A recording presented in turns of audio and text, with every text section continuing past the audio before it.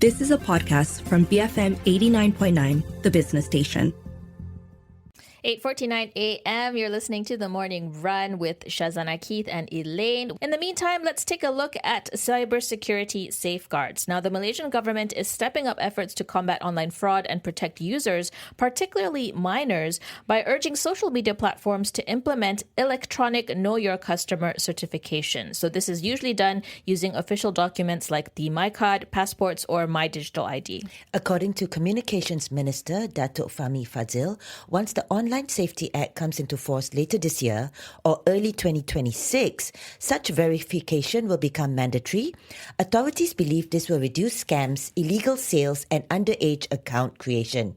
At the same time, the telco industry is moving in parallel to strengthen digital trust, with operators rolling out number verification APIs as a more secure alternative to SMS one-time passwords. But are these measures truly effective in protecting Malaysian users, and what safeguards are needed to ensure our data is handled properly? For some thoughts on this, we do have on the line with us CF Fong, the CEO of LGMS Berhad, a cybersecurity company. CF, good morning. Thanks as always for joining us. So as mentioned, the government is looking to make eKYC mandatory for social media platforms. So this would mean that we'd need our MyCard or passports or My Digital ID to verify identities on social media platforms. How effective is eKYC in actually reducing fraud and scams based on present experience? Good morning. Thanks for having me. So I think eKYC definitely is a good initiative, but then again, the implementation part will be a challenge because how confident are we that social media platforms will want to comply 100% to what we need? For example, like what you mentioned, eKYC will require government documentations. That also pops up another question: are these social media platforms going to have access to our documents? Are they going to do the verification themselves, or are we going to set up a separate entity to perform the verifications before we pass the request to the social media platform? So there are a bunch of questions that we need to be addressed. Now, ideally, if it's possible, if eKYC is possible on social media platform, and definitely this is going to help online safety a lot, because we can now establish identity of the social media users. So looking from another angle, I think from eKYC perspective, the more critical part will be eKYC on businesses, especially on social media, and that will really help us in reducing fraud, online fraud. So if we go back to the uploading sensitive government-issued documents and the concerns that it brings about with regards to data breaches and misuse, what safeguards should be in place to ensure that, all this data is handled responsibly? Yeah, that's a big question, because now the social media platforms themselves, are they going to handle these kind of processes or not, including storing the government documents that we uploaded and verifying it? So this is going to be a big question, that how are these social media platforms going to comply with the government's request? Aside from even the security standpoint perspective, from a process standpoint, I think this is going to be a challenge already. So now we've got local telcos rolling out the federated open gateway with number verification APIs as a most secure alternative to the SMS TACs. How much safer is this compared to traditional methods? Yeah, this is what we know as a GSMA Open Gateway. It's a way for mobile operators like our Maxis Telco, Celcom DG, and then to open up parts of the network as building blocks. So to use it to perform verification is much more secure than comparing with sending out SMS OTP codes. So other than that, I think the Open Gateway also provides many other features for the online businesses to be benefited from. For example, now today, the online businesses cannot verify the location of their users. If you want to verify the location of users, you can't. So with these online API gateways, you can now query the telco and get the status of your users and then perform certain verifications from there. So for both eKYC and telco-based APIs, what are the main hurdles you see in rolling out these solutions at scale? Well, these two are considered separate topics, although they are formed to help the online safety. Now, from eKYC standpoint, the way I see it is that the challenges will be on the policies and administrations of our current administrations, because how are we going to mandate, the social media platform to comply with what we need in terms of eKYC? So that's going to be a challenge in terms of processes. Now, from the API standpoint, from a telco API standpoint, I think this is something that's very feasible. It's easy to implement, and in fact, several other countries have already implemented this API gateway for the telcos. And I think we should move ahead with the API gateway initiatives, and this will greatly help online businesses to have a better control over the identity of their users. So a lot of these solutions, they aim to make login seamless while tightening security, much like Singtel's Sing Verify. How can we draw the line between frictionless user experience and robust identity verification?